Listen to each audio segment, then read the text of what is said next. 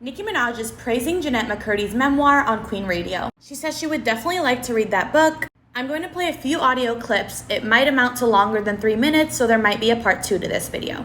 And the title of the book is called I'm Glad My Mom Died. And she talks about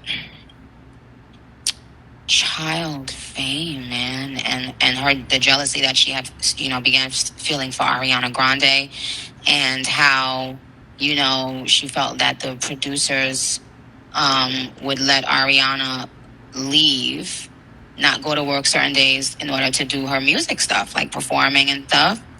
And she was mad because she had to hold down the fort. And then Ariana becomes the biggest star in the world. And then she, I guess, probably felt left behind. And so, of course, obviously, as an adult, I'm looking at it thinking, well, first of all, that's a contract situation. Like, clearly Ariana's mother had already negotiated that in the contract. Like, she's able to leave for work purposes.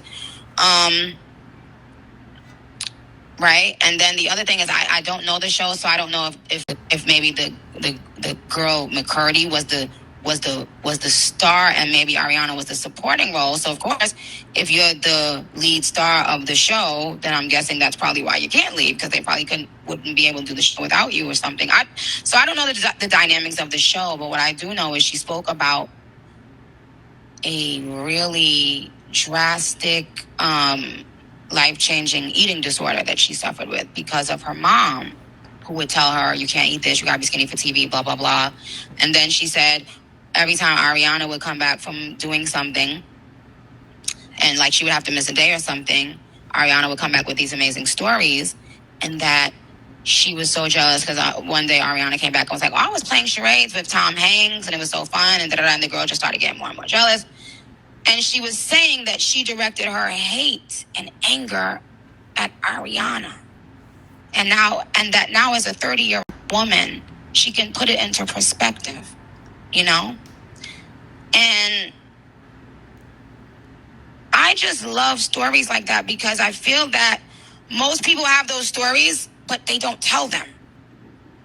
So a person will leave the spotlight being a complete hater or a loser, let's say. Let's just say, and that where your fans are going to now be so empowered by all the things. I'm not going to talk about what she said about her own mother, but I think I would definitely like to read that book.